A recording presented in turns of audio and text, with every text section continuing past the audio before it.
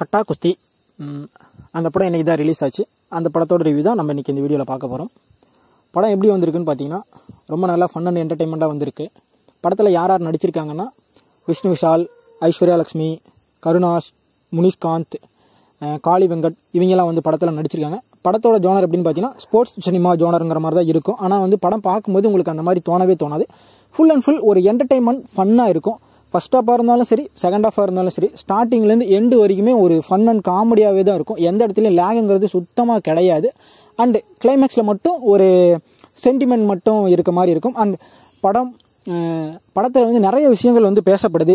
ஆண் பெண் 2 பேரும் சமம் அப்படிங்கிற முக்கியமான ஒரு கருத்தை வந்து எடுத்துரைக்கிறாங்க. அண்டு இந்த படத்தில் ஃபீமேலாக நடித்த ஐஸ்வர்யா லக்ஷ்மி வந்து வேற லெவலில் நடிச்சிருக்காங்கன்னு சொல்லலாம். இந்த படம் பார்க்குற எல்லாருக்குமே வந்து ஒரு உமன் வந்து ஒரு மோட்டிவேட் பண்ணுற மாதிரி தான் இருக்கும். ஏன்னா அந்த அளவுக்கு பெரிய வந்து ஒரு சப்போர்ட்டிவ் ரோல் அண்ட் வேற லெவல்னு சொல்லலாம். அதே மாதிரி படம் நீங்கள் ஒரு டைம் இல்லை 2-3 டைம் வந்து தியேட்டரில் வாட்ச் பண்ணலாம்.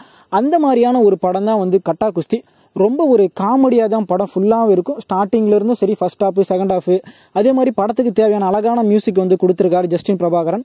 அண்டு சாங்ஸும் ரொம்ப சூப்பராக வந்திருக்கு. பிஜிஎம்மும் இந்த படத்துக்கு என்ன தேவையோ அது ரொம்ப அழகாக பொருத்தமாக கொடுத்துருக்காங்க. அண்டு விஷ்ணு விஷால் அவர் வந்து இந்த படம் வந்து அவருக்கு ஒரு பெஞ்ச் மார்க்காக இருக்குன்னு சொல்லலாம். ஏன்னா ஒரு அந்த மாதிரியான ஒரு ஃபன் அண்ட் என்டர்டெயின்மெண்ட் ரோல் தான் பண்ணியிருக்காரு.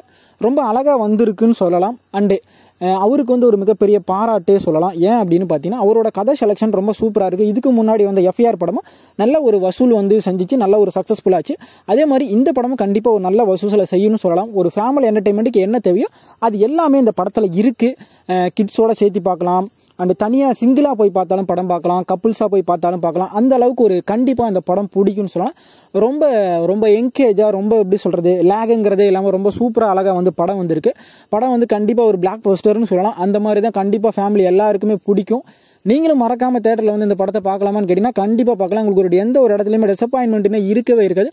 ரொம்ப சூப்பராக அழகாக வந்து படத்தை எடுத்து வச்சுருக்காங்க. நம்ம டேரக்டர் செல்ல ஐயாவும் ரொம்ப சூப்பராக வந்திருக்கு. கண்டிப்பாக நீங்களும் மறக்காமல் தேட்டரில் வந்து படத்தை வந்து பாருங்கள். அவ்வளோதான். இந்த வீடியோ பிடிச்சிருந்துச்சிங்கன்னா கமெண்ட் பண்ணுங்கள், ஷேர் பண்ணுங்கள், வீடியோ லைக் நிறைய போடுங்க.